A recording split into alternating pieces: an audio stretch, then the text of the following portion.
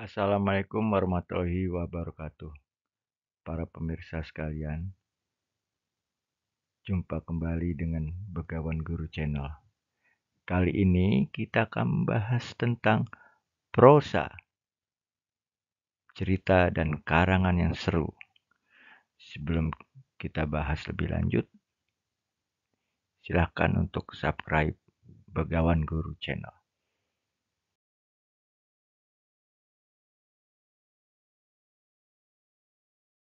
Apakah itu prosa? Prosa merupakan bentuk tulisan yang bebas, tidak terikat oleh aturan rima dan irama, seperti puisi. Prosa menggunakan bahasa sehari-hari yang biasa kita gunakan.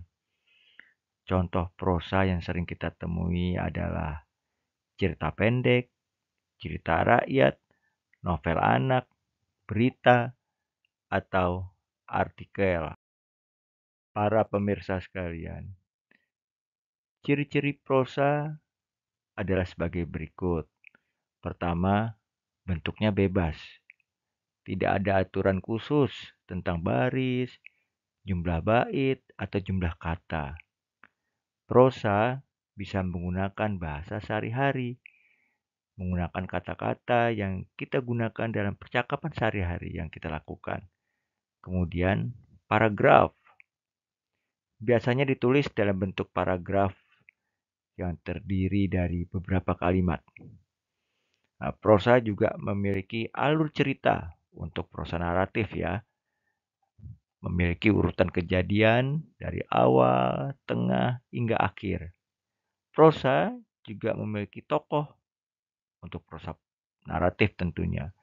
Memiliki pelaku dalam cerita. Kemudian, prosa juga mempunyai latar. Ini masih untuk prosa naratif. Memiliki tempat dan waktu kejadian. Jenis-jenis prosa. Prosa pertama yang kita bahas adalah prosa naratif atau prosa yang menceritakan. Jenis prosa menceritakan suatu kejadian atau sebuah rangkaian peristiwa. Contohnya cerita pendek, cerita singkat yang memiliki satu fokus utama. Cerita rakyat, cerita berasal dari tradisi lisan suatu daerah, misalnya legenda, fabel, mite. Novel anak juga bisa dikategorikan sebagai jenis prosa. Novel anak merupakan cerita yang lebih panjang dengan alur dan tokoh yang lebih kompleks. Unsur-unsur dalam cerita atau prosa naratif. Pertama tentunya ada tokoh, siapa saja yang ada dalam cerita tersebut. Kemudian ada alur cerita, mulai dari awal hingga akhir. Kemudian ada latar tempat dan waktu dalam sebuah cerita. Kemudian ada tema. Tema merupakan ide pokok atau pesan yang utama dalam sebuah paragraf. Kemudian ada amanat atau pesan moral yang ingin disampaikan penulis melalui cerita. Dan terakhir ada sudut pandang. Dari mana cerita itu diceritakan. Misalnya orang pertama, orang ketiga, dan seterusnya. Jenis-jenis prosa yang kedua adalah prosa non-naratif atau prosa yang tidak menceritakan. Prosa ini berisi informasi, penjelasan, atau gagasan. Contohnya misalnya berita yang memberikan laporan tentang kejadian aktual. Artikel, tulisan yang membahas suatu topik tertentu. Contoh yang lain, esai. Sebuah karangan singkat yang berisi pendapat penulis tentang suatu hal. Dan laporan tentang kegiatan atau pengamatan. Unsur-unsur apa saja yang ada dalam prosa non-naratif.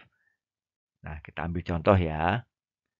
Kemarin sore, siswa kelas 5 Sekolah Dasar Merdeka mengadakan kegiatan menanam pohon di lingkungan sekolah. Kegiatan ini bertujuan untuk membuat sekolah menjadi lebih hijau dan asri. para siswa tampak sangat antusias dalam menanam berbagai jenis bibit pohon. Apa saja sih sebenarnya yang terdapat dalam unsur-unsur prosa non-naratif? Pertama, sebutkan informasi penting dan berita tersebut. Tulis apa, siapa, kapan, di mana. Kemudian, ajak siswa untuk dapat membedakan berita dengan cerita. Ayo berkreasi dengan prosa. Banyak sekali ide yang bisa dituangkan untuk menulis prosa. Contoh misalnya, ceritakan kembali cerita rakyat yang pernah didengar. Membuat cerita pendek sederhana tentang pengalaman sehari-hari. Menulis laporan singkat tentang kegiatan di sekolah. Berdiskusi tentang tokoh dan pesan moral dalam cerita yang dibacakan. Kesimpulannya adalah prosa merupakan tulisan bebas yang sering kita jumpai dalam berbagai bentuk. Kesimpulan yang kedua, ada dua jenis prosa. Prosa naratif atau bercerita dan prosa non-naratif atau bersifat informatif. Sedangkan yang ketiga, memahami unsur-unsur dalam proses naratif membantu kita menikmati dan memahami cerita lebih baik. Terima kasih sudah bersama kami menikmati sajian kali ini. Semoga bermanfaat. Sebelum berpisah, silahkan subscribe Begawan Guru Channel. Terima kasih.